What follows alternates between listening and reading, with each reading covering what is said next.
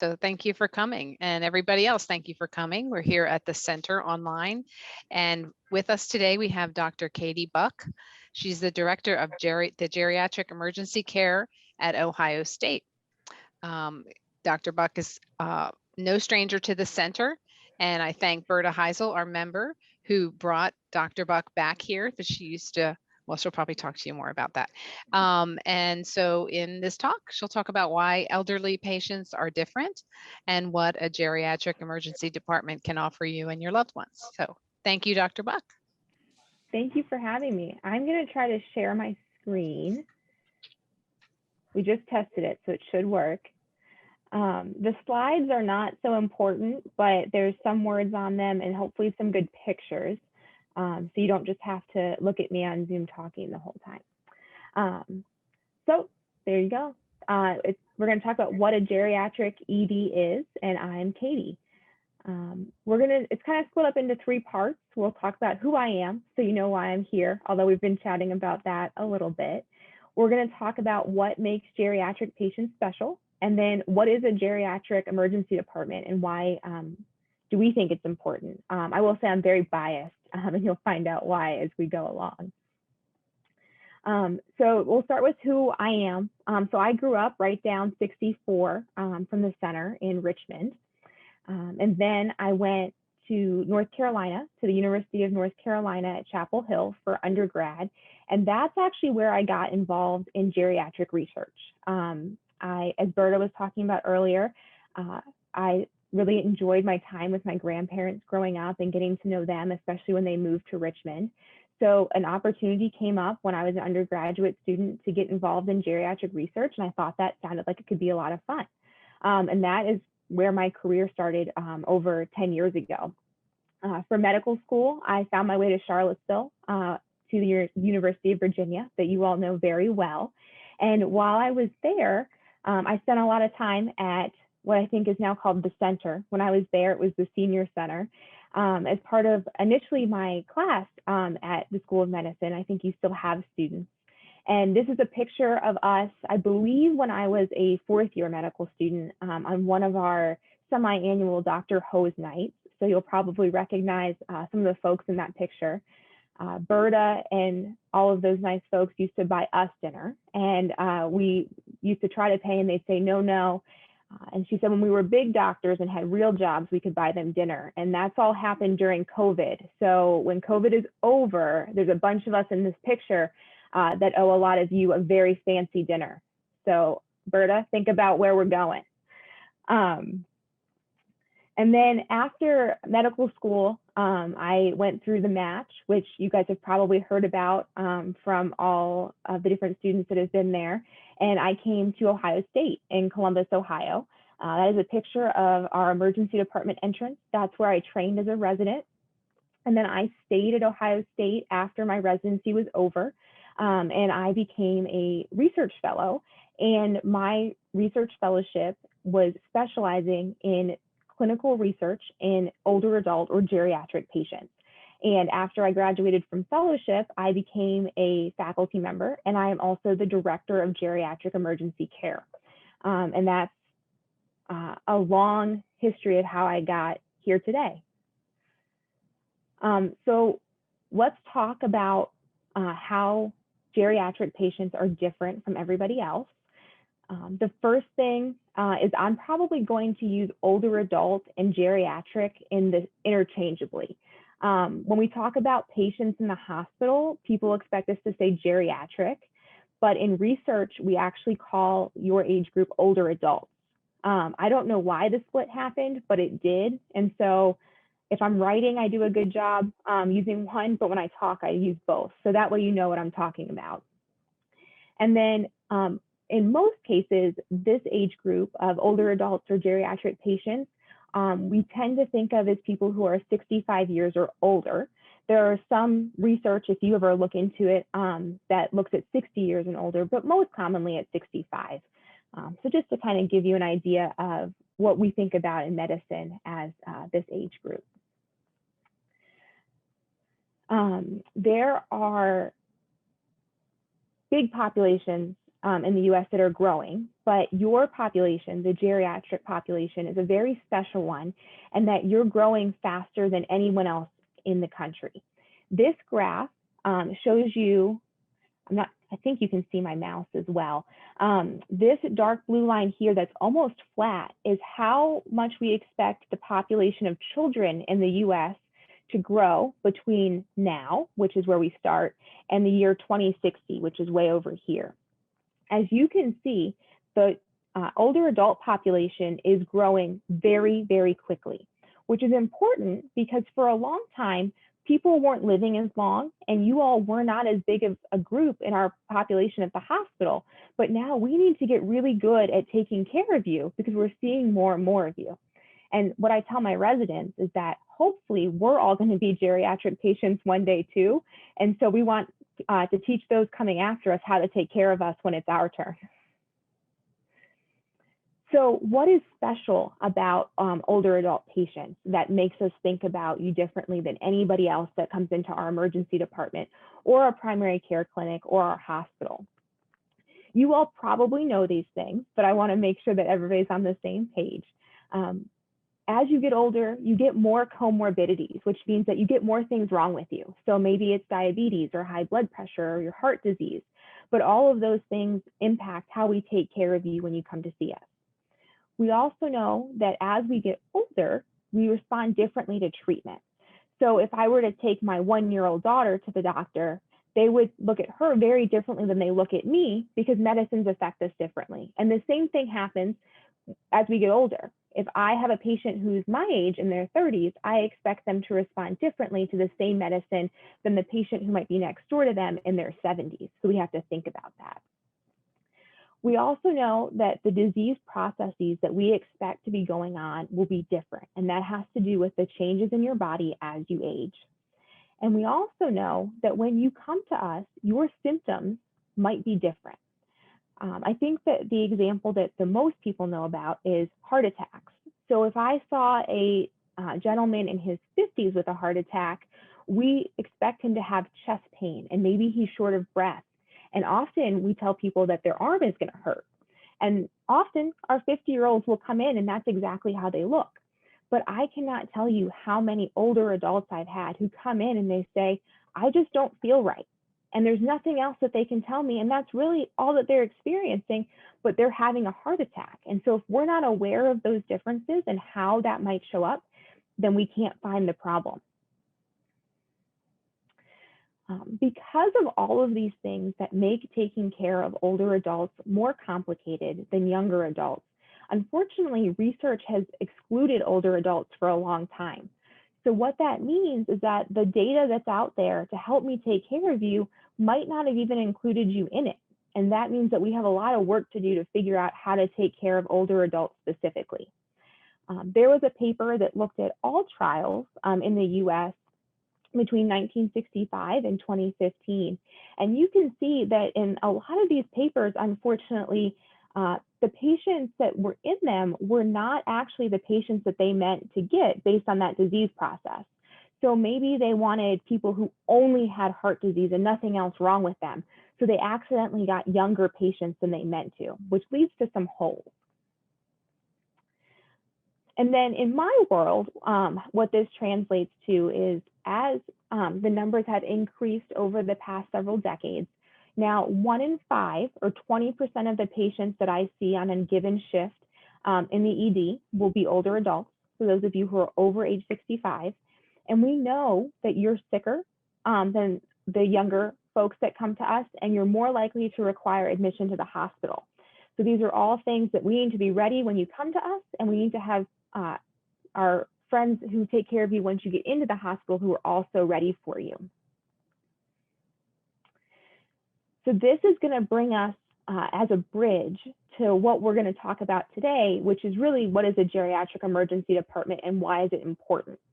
But before we get there, I'm going to give you a little history lesson about our specialty of geriatric emergency medicine so that you can see where the geriatric emergency departments came from. Because it wasn't something that we woke up one day and decided to make up. It's actually got a lot of work behind it, which is really good because that's what you want in your healthcare. So geriatric emergency medicine is a subspecialty of emergency medicine, and we focus on the emergency care of geriatric patients. And the reason that it needs its own subspecialty is for all the reasons we just talked about, because we need research specifically in your age group to be able to provide you with the highest quality care we can. So this is a picture of the number of geriatric emergency medicine publications that we have had over the past approximately 50 to 60 years. So right down here at the beginning in 1964, 1964 is on this graph because there was a single publication. It is such a small bar, you can't see it, but I promise it's there. And then you come up to the 90s and there was a little bit of an uptick. And then up until the early 2000s, it was really, we had a few people looking at it, but not that many. And it was back here in the early 2000s that some of the pioneers in geriatric emergency medicine got the subspecialty started. And you can see what their impact has been, because over the past 20 years, the number of publications in this specific specialty has skyrocketed. And this is a good thing for everybody. This is a good thing for us trying to take care of you, and a good thing for you as the patient, because it means that we're getting more and more information about how to take care of you. This is a screenshot of our website, and it's a chance for me to brag a little bit about my own department. We actually have on the Wexner Medical Center's webpage a whole area about what our department is doing to try and improve care for older adults. So what this starts to talk about first is Lauren Sutherland, who you can see in this picture, and she's one of my colleagues, and she's been working on some of the initiatives we actually have and making sure that they're working. Because sometimes when you take research and you put it in an emergency department, it doesn't work like you thought it would. And so she's making sure that what we're doing is making a difference. And hopefully our patients see this and get excited about what we're doing. We have, as a subspecialty, emerged as, I'm going to say, credible. And the NIH, so the National Institutes of Health, has an entire institute about aging. And they have been big proponents of emergency medicine geriatric research, and they support a lot of our researchers.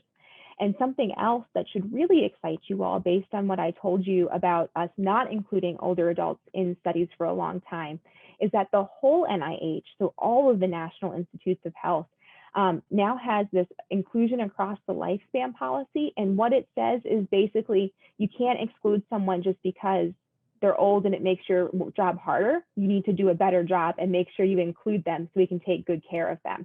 And that's really exciting for everyone. As a specialty, we also have entire textbooks about how to take care of older adults now. And this is one of them that I happen to have a picture of because I helped to write a chapter, but there are a couple of them out there. Not something you probably want to read in your free time, but it's good to know that we have them. And we also have, this is a paper that came out in 2010 that talks about what we should teach our emergency medicine residents so that they're ready to take care of older adults.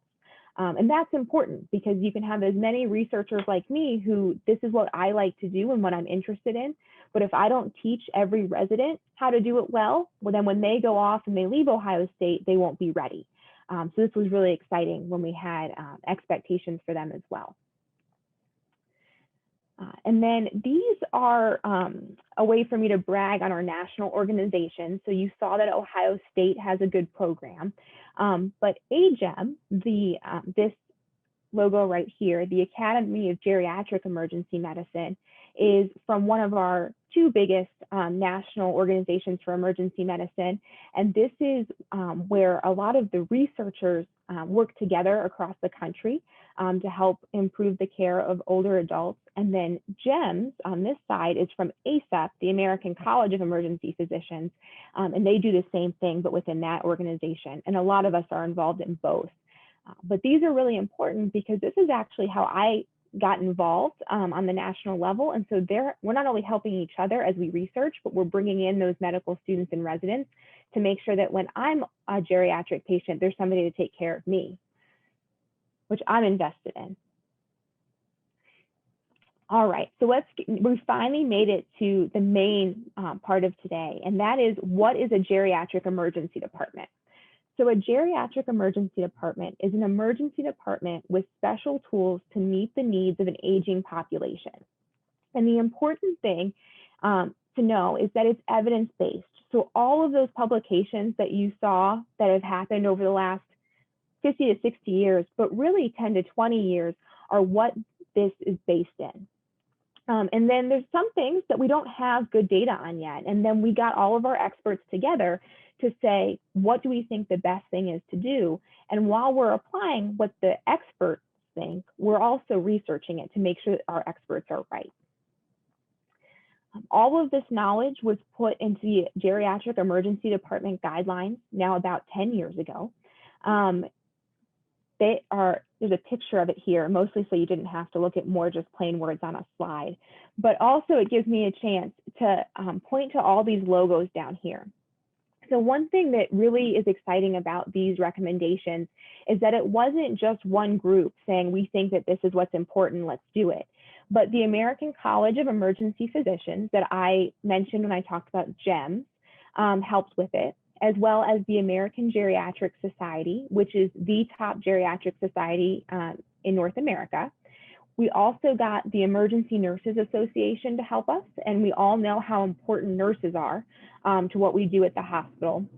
And then the last one on here is the Society for Academic Emergency Medicine, and they're the ones that have AGEM, which I also showed you a few slides ago.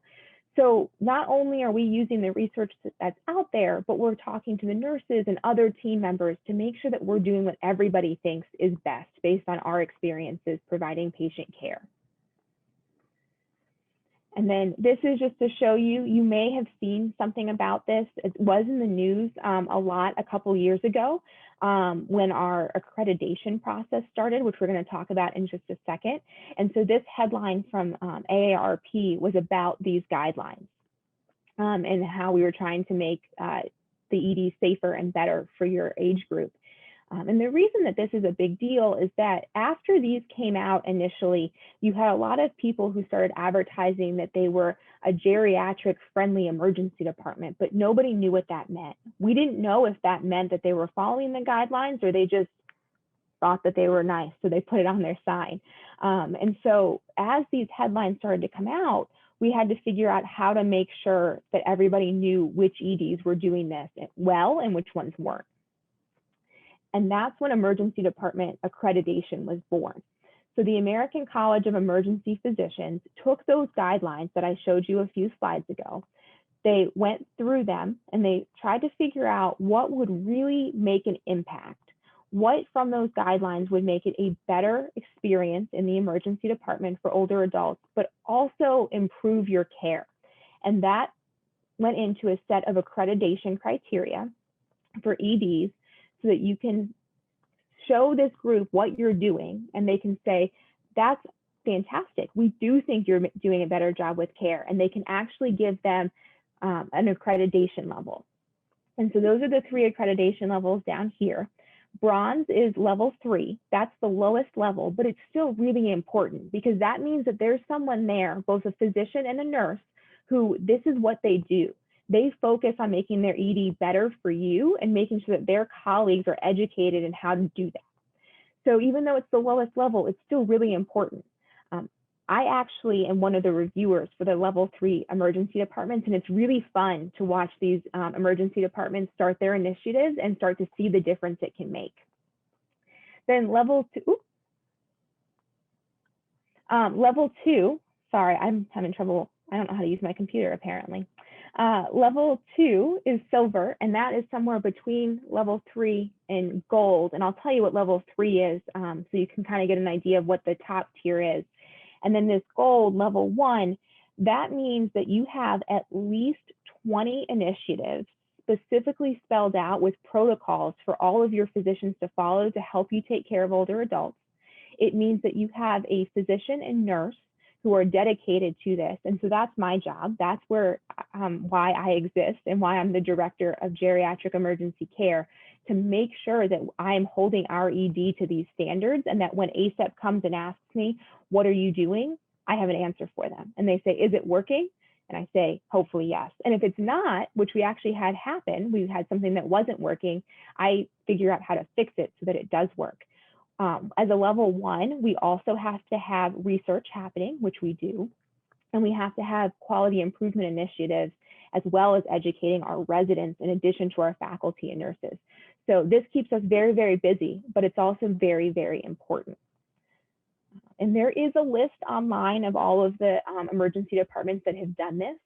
It's still a process that's only about 2 or 3 years old. And so there are not many EDs so far. I think we have 300 something, but hopefully this will grow very quickly, because I think it's really important and I think it's helped our patients.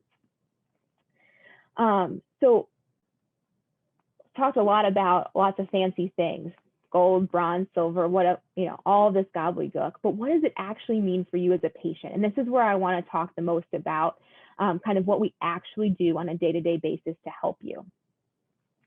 So the first thing, as you probably know very well, is that no one size fits all. There is not one solution that will help everyone. There are some older adult patients who are still running marathons in their 80s. We've all seen them, in the Boston marathons on TV, and they cross the finish line. I have also taken care of some 40 and 50-year-old patients who by definition are not 65. So they're not considered geriatric, but a lot of the things that we're doing to help take care of geriatric patients would help them. So really we have to look at each patient and see what in our geriatric kind of portfolio would fit them. So the first thing that I want to start with, because I think it's really easy to understand, is mobility tools. So you may or may not know this, but if you get taken to an emergency department by like an ambulance because you fell and you need a cane, there are a lot of emergency departments where when you get there and you need to go to the bathroom, they don't have a cane to give you if you forgot yours. And you can imagine that that's a big problem. If you can't walk without it, now how are you supposed to get to the bathroom? So it sounds very simple, but it's actually a very big deal that a lot of our geriatric EDs, one of their initiatives is that they have canes and walkers and all of those tools available. And it may not be that you usually have one, but maybe you fell and now you're hurt and you need one. Well, if they don't have it there, that's a huge problem. And so it's a simple fix, but one that amazingly hadn't been thought of. So this is a picture of our station at Ohio State. And actually the day that we took this, it's actually very neat and tidy because so many of our walkers and canes were out being used. It was like, get the picture today. It doesn't look like a mess. So I'm going to point a few things out. So you can see over here, we have your classic crutches. And to be honest, mostly that's younger patients that are using them, but we have them for whoever might need them. We have several different kinds of walkers. Each one of these hanging up here is different because different patients need different kinds of walkers. We have multiple different kinds of canes. The cane that you can see here is one of the canes that has 4 feet on the base. We usually have several other kinds, including a traditional cane, but they're out. So those are some of the empty spots. It's good. I like when they're not there. That means somebody's using it. And then one thing that we got that's actually really hard for some reason to find, except for that now we have a spot for them, is an armrest. So I don't know if anybody here knows someone, but if you need a walker and you need both hands to use the walker, but you break your arm, you're in a lot of trouble. So this allows you to be able to use a walker even with a broken arm. And one of the things that gets me really excited about our program here at Ohio State is that you can use these in the emergency department, but if you need to take it home with you so that you can walk at home better, we can send it home with you. So it's not something where we just help you while you're here. And I think that's really important. This is not part of mobility, but it's in the same picture. So I'm going to take a moment to talk about it. This right here, if you can see my mouse, but if not, it's the what looks like a screen with some speakers on a stand with a little man on the label on it, is what we call a Marty, and that's just the brand name for it. There's a lot of different ones that exist, but what it is it's an interpreter with a screen. So often, if we get patients that don't speak English or Spanish, if we happen to have a provider that does speak Spanish and they needed an interpreter, usually we get out our phone and there's some static in it and it's hard to hear. And if you need to help read lips to help you understand because you're hard of hearing, that phone interpreter is really frustrating for everyone. But by having the screen, that gives you that sense back of being able to read their lips and has made it much easier for a lot of our patients, especially those that don't speak English. This is our geriatric cart, which we're going to talk about later. I have some pictures of what's in the drawers, but we have several of these in our emergency department with special tools that make, hopefully, visits easier. So we'll get to that. The next piece of equipment that's really important is hearing tools. As we just talked about with the phone interpreter, as we get older, our hearing starts to get worse. That's just part of getting older. And if you come by ambulance or you're sick and you come in your own car, you might forget your hearing aids, or maybe you don't have hearing aids and you need some, but we still need to be able to talk to you. So there's a bunch of different things we can do to try to help with this. One of them, as I'm sure you've seen at the hospital, is come up close to your ear and scream really loud, but then you can't see my lips, if that helps you. And then you still might not be able to hear me. And everyone in the emergency department now knows what I'm asking you about. And that's just not a good situation for anybody. So one of the things that we have in our geriatric cart is actually hearing amplification devices. So they have the batteries in them. You wear the headphones, we talk into the microphone, and you can hear much better. Now, not every emergency department will have that, so I'm going to give you a trick. So almost every ED should have disposable stethoscopes. And it's usually for things like coronavirus, where we don't want to reuse our stethoscope on multiple patients. Instead, have them give it to you, and you wear it, and have them talk into the piece where they usually put on your chest, and that will work as a sound amplifier.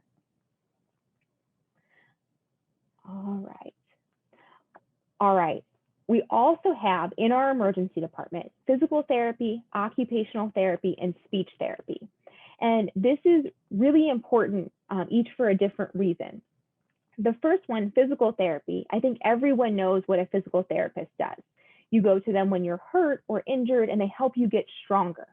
But they can also assess you to see if they think that you're strong enough to do things like walk with your walker at home or walk with a cane, or do you need a cane or a walker? Would that make it easier for you to get around? And that's what they help us with in the emergency department, deciding what would be good for you to go home with.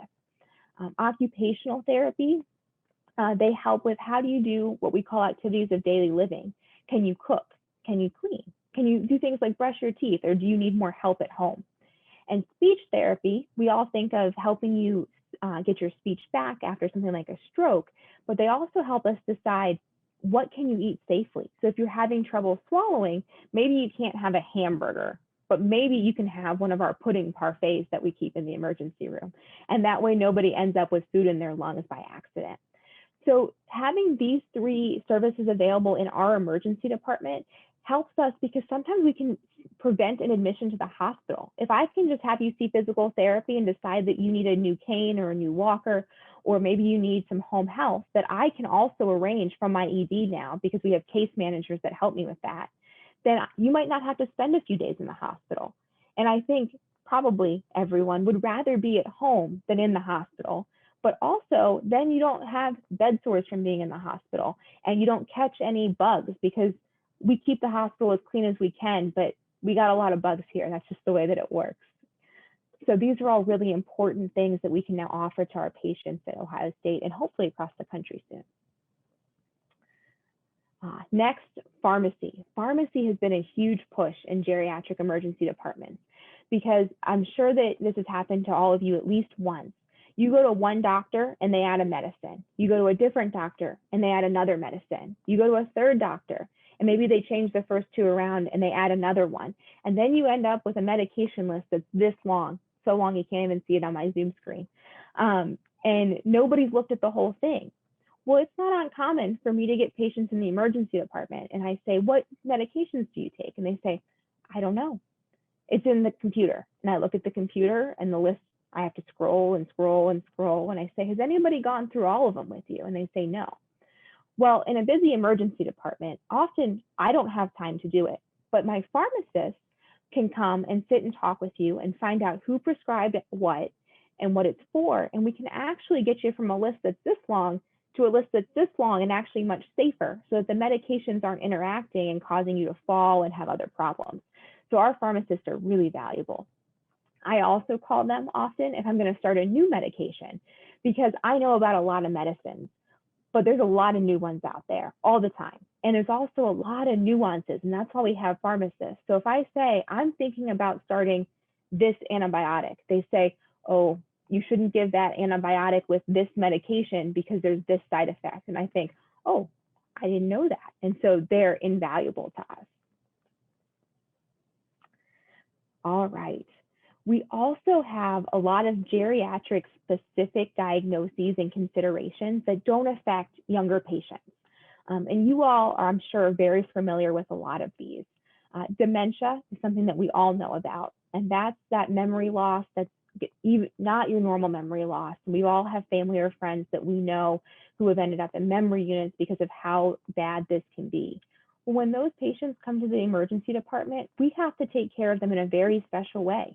Some of them can tell me what's wrong. Some of them can't tell me anything. And you have to know, as a doctor, how to take care of that patient. Where do I go to get the information? If I can't talk to anybody because they're out of town or not answering their phone, or maybe they don't have family, how do I still take good care of that patient? And that's a very specific set of skills that we teach our providers here. We also want our providers to know about delirium. Delirium is often lumped in with dementia, but it's actually very different.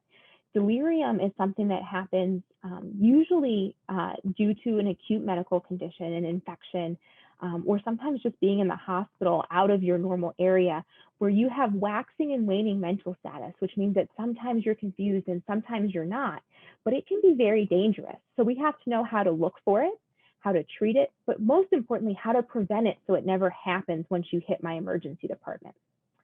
We also have to know how to look for elder abuse. Just like child abuse, we hope it never happens, but we actually know that it happens more often than we would like. And we know that as providers, we don't find it usually. Usually we miss it. So we do very specific trainings to teach our providers how to recognize the signs of it so it doesn't go missed. I think it's also important to think, when we think child abuse, we think somebody who's physically hurting a child, punching them, kicking them, whatever it might be. Elder abuse can be that, but it can also be emotional abuse or financial abuse or neglect. They're just not taking good enough care of someone. So it's a very wide range of things that can have a huge effect, and we have to be experts at finding it. And we know that sometimes the only place those patients who are being abused show up to the healthcare system is the emergency department. So we're hopefully catching more cases due to our trainings, but we're going to keep working on it. We also know that as we get older, falls increase, and falls have a wide variety of different problems. So I don't only want to catch the falls that are happening because you come to my emergency department because of them, but when you come to me in the emergency department for chest pain, that's an opportunity for me to talk to you and find out if you're at risk for falls and hopefully prevent the broken hip or the broken arm. And that's part of our job. So hopefully those 4 examples give you an idea of all the different conditions that we're hopefully teaching our providers to look for, to prevent and treat when it happens. Because we could go on for days about all the different things that we need to be aware of. And then I touched on this earlier, so I'm just going to touch on it again because I think it is so important. But we know that as we get older, we come in and we don't read the textbook. A 20-year-old who comes in and has chest pain or appendicitis, they usually look like what the textbook teaches. But very rarely as we get older do we look like the textbook. So we have to be, as clinicians, ready to find those abnormal presentations of really scary things so that we don't miss them, so we can take good care of you. All right. Nobody's favorite topic, but I think it's important. So end of life care. This is one of my soapboxes. Everybody's life will end at some point. We hope that for all of us, it's not for a very, very long time. But when the time comes, one of my jobs is to make sure that all of the doctors taking care of patients, no matter how old you are, although it's much more common as you get older, that we help you end your life in a dignified way. For some people, that's in our emergency department. For some people, that's getting you home to hospice from the emergency room so you can be with your family if that's possible. For others, it's just talking about what you would want in that situation. But it's something that we have to be very good at, because ultimately the goal is for everybody to have what they would want and to be comfortable at their end of life. But it's a whole different set of skills than what we usually do, where we focus on saving everyone no matter what. So it's something that we train our providers on a lot so that they are ready when it's that time. To go with that, the importance of family and friends, I should have put friends on this list, to all of our patients, but especially patients who are hard of hearing or don't remember quite as well, is really important. They can help us figure out what's going on. They can also help us at home so that hopefully you can go home instead of to the hospital or somewhere else. And sometimes they're just there as support when you need them. So hopefully we teach all of our providers and our patients how important that is, and we do involve them. I will say in COVID especially, and I don't know how the hospitals are around you, but for a long time in Ohio, you couldn't have anybody with you at the hospital, which makes my job a lot harder, but it's also really hard as a patient or a family member. So one thing that we were doing was we were making sure that we called family and friends. We also had more iPads than I have ever seen in one place, so that hopefully we could use FaceTime and Zoom and things like that to have people in the room with us, even though it was on an iPad. So hopefully wherever you're going, I would encourage you, if they can't come, call them, have somebody on the phone for that support. Because even when I go to the doctor with my daughter, or for me, having a second set of ears to say, remember what they said, is a really good thing. All right, after those little bit heavier topics, I figure we'll end with food. Everybody likes food. When I was in college, people liked food. Now that when I was a resident, people liked food. Now that I'm an attending, people still like food. So when you come to us in the hospital, I'm sure that you've seen, we say we have a turkey sandwich. Well, what if you have dentures in there at home? That turkey sandwich is not going to be easy to eat. Like, it wasn't good to begin with, let alone if you can't chew it up right. So one of the things that we encourage through our accreditation process, and especially, you know, kind of what little things can I do to make it easier, is food. We need to have options, not just a turkey sandwich. We need to have things that you can eat with dentures, with no teeth, things that you can swallow if you swallow normally, or things that you can swallow if you have dysphagia, which is trouble swallowing. And so in our emergency department, 24/7, we have all kinds of different food options. And if we run out, we can actually call the cafeteria and have them send us something different. Or if we need a very specific diet that we don't carry in our emergency department all the time, they will also bring it to us. So hopefully that means that everybody can have something besides the turkey sandwich. Although, like a good ED, we have those too. I have some patients that like it and I don't understand it at all. It's not good. All right, so we're gonna end with something a little bit fun. I'm going to show you our toys. So this is the geriatric cart that was in the picture way back a few slides ago with our walkers and canes. This is one of my favorite drawers, and this is our toy drawer. So I talked to you about dementia and delirium. And one of the challenges we have with patients who have dementia and delirium is that they get bored and they want to pull on their lines and pull out their IVs, and that causes pain for them, but also problems because we can't give them their medicine. Well, what we found over many years of research is that if you give them something to do, they're much happier and they let us take care of them. So these are literally toys that we give out to patients who we need to keep distracted. So some of them are fun things to play with.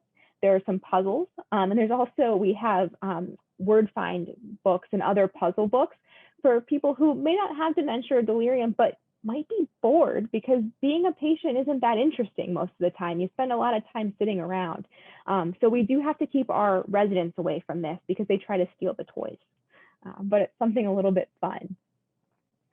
And then this is one of the other drawers, and this has some of the tools we already talked about, but a few other tools as well. So in here, we have those sound amplifiers that I talked about, where you have the headphones and we talk into the microphone. We have the stethoscope. Remember that trick I told you where you can wear the stethoscope? So we've got some of those. We set them aside separately because, especially in COVID, if you go where we usually keep them, they're usually gone. But so we keep this well stocked with them, so we always have some. We have reading glasses. Because what's something that you're not going to grab as you're sick and don't feel well and the ambulance is coming, or your loved one is taking you to the hospital? Probably your reading glasses. And then we hand you paperwork and we say, here, read this. And you can't do it. So we have reading glasses of all different strengths to help with that. This right here is a call button. So I don't know what the call buttons are like at the hospitals near you all anymore, but at most hospitals, they hand you this, it looks like a remote control for a TV. And there's this red button, but it's really hard to push. And even I sometimes can't activate it. And so that's no good. If you have arthritis or weakness or all kinds of different things, you can't push the button. Well, this is a giant button. And literally, if you could get your arm anywhere near it, it would activate it. And so that's really helpful for our patients who, for whatever reason, are weak or have arthritis and can't hit that button. These, I think, I'm not 100% sure because they're all rolled up, and I don't remember from when I took this picture what it was, but I think that these are our IV sleeves. So if you think about a little kid where if you hide it and they can't see their IV, they don't know it's there and they don't pick at it anymore. We have some patients who are demented or delirious who it's the same thing. If you cover it up and they have a toy to play with, everybody's happier and we can do what we need to do and they're not agitated. And that's sometimes really important. Sometimes just hiding it from some of our patients makes a huge difference. So that's all I have prepared for today. I hope that I convinced you that geriatric emergency departments are important and that they can help provide better care. There's a quote on here from, well, it's from a particular patient, but I've heard a variety of it over and over again. And what he said to me was, no one has ever asked me that. Now that you do. And then he elaborated from there. And I think that it summarizes well what our goal is. Our goal is to train our providers so that they know what to ask or what to look for to get the right information and help our patients. So if I can teach our residents to do those things and they get this line once every couple shifts as they go out into the world, I think we will have made a difference. So with that, thank you for having me. I'm happy to answer any questions. And this is Lily that Berta was talking about earlier. About a month ago at daycare, they dressed up the babies in the littlest room like grandmas. And they sent us all the pictures and they put these wigs on them and they made them a wheelchair out of paper. And I think that they dressed them up as, you know, kind of the grumpy, stereotypical grandmas in the comic books, because this says, get off my lawn, wash your hands for supper, have you seen my reading glasses? And they've got their coffee pot and their bingo cards. So I was in a meeting when I got this picture about the geriatric ED, and it was perfect timing.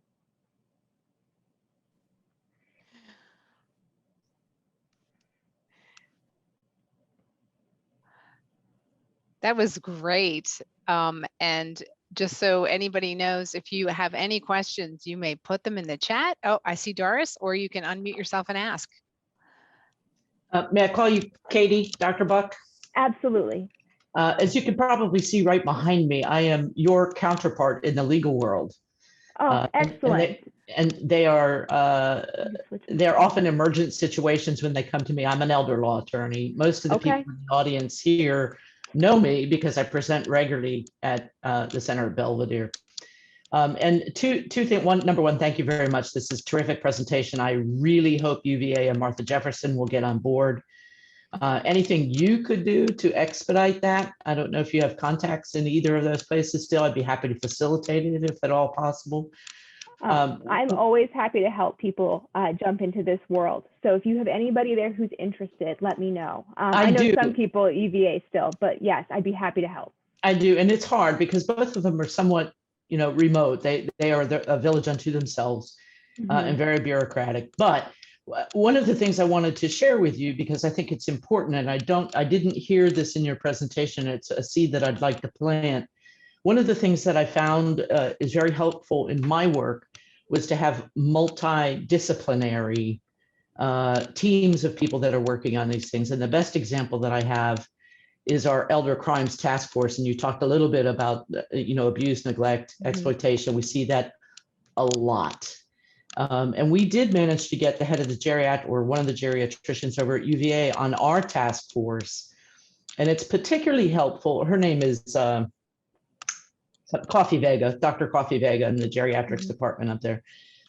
We often have questions about capacity, whether someone has the capacity to consent to something or not consent. And it makes a big difference in these criminal cases. So having someone from the medical world to help us out with that, but we also have law enforcement, we have social workers, we have the Commonwealth's attorneys, and we have private attorneys like myself, all sitting together. I encourage you to look into those sort of multidisciplinary teams.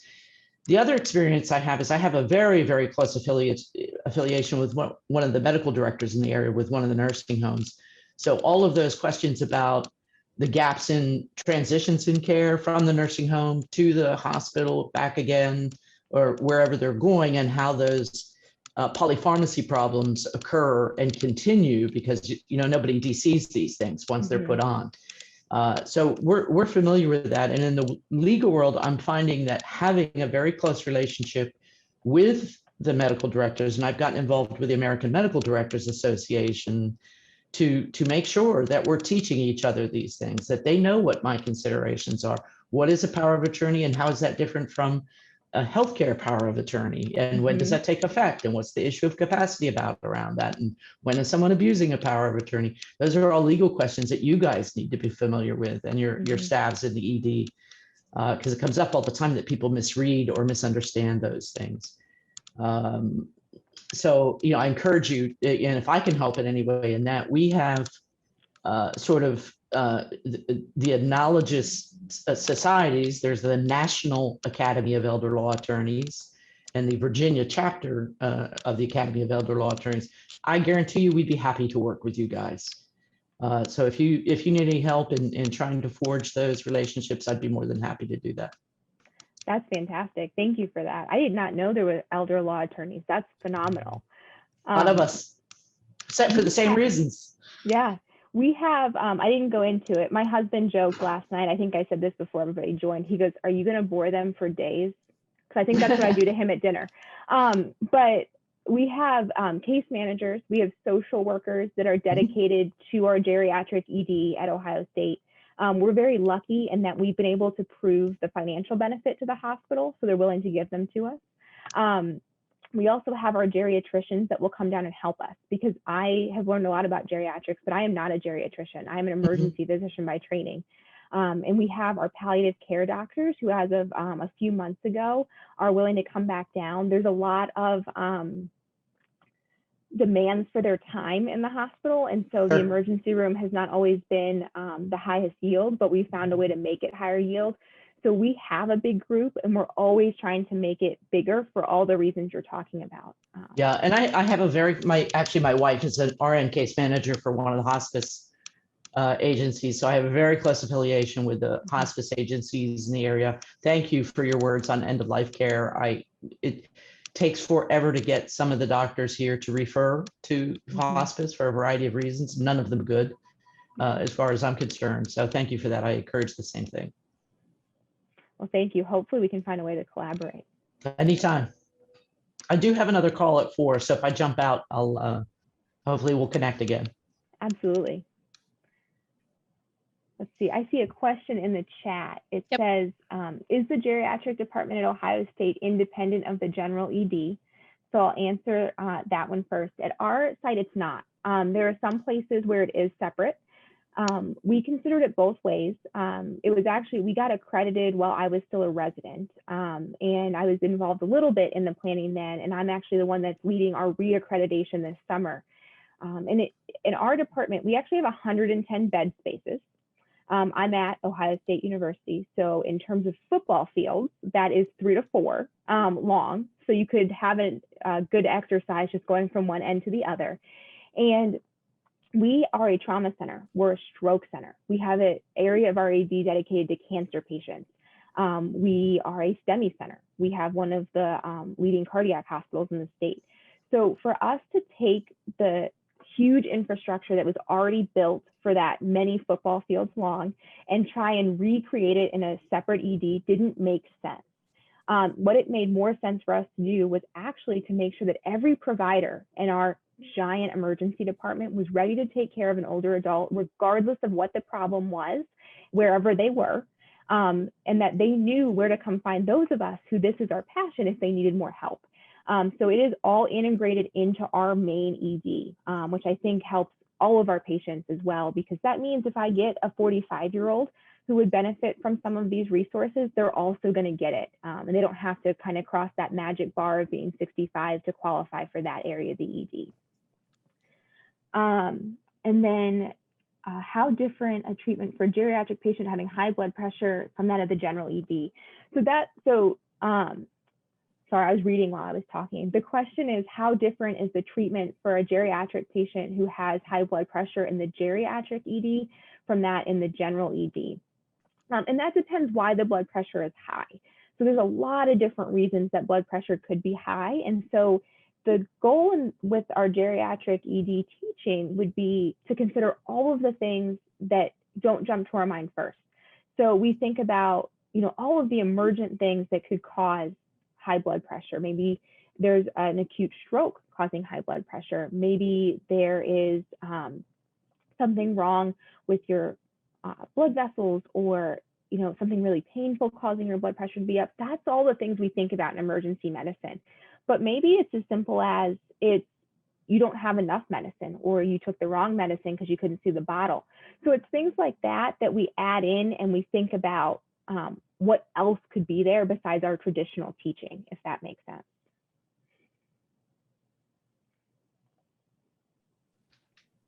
Could you talk a little bit about what might be different about how you hand over patients to other departments, like hand them off to surgery or something? Are there some new protocols for that?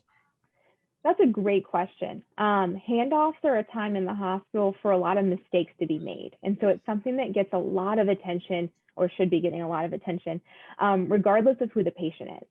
I will say one of my area of research right now is actually in diagnosing pneumonia more accurately.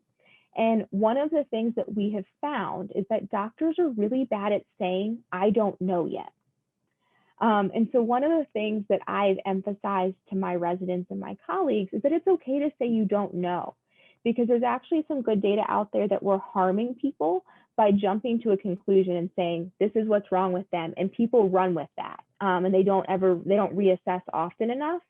So I think one of the biggest changes we've made to handoffs here recently is that it's okay to say, I don't know if it's pneumonia or if it's their heart failure, because I don't have enough information yet, but these are all the things I'm considering, and this is what I've done. And I think that just saying I'm not sure yet, it can be really powerful. And because of all the things I talked about, sometimes, especially in our older patients, we don't know yet. And it's important just to say that. Thank you. Mm-hmm. I wanted to just comment. My father had, we're not sure if he had Alzheimer's, but he definitely had some dementia, and he would complain of a pain in a certain part of his body. And then, doctors would run tests, and there'd be nothing there. Well, here he had this other malfunction somewhere else in his body. But, with older patients with dementia, especially with Alzheimer's, I've been told that sometimes pain where they feel it is not where it's actually emanating from.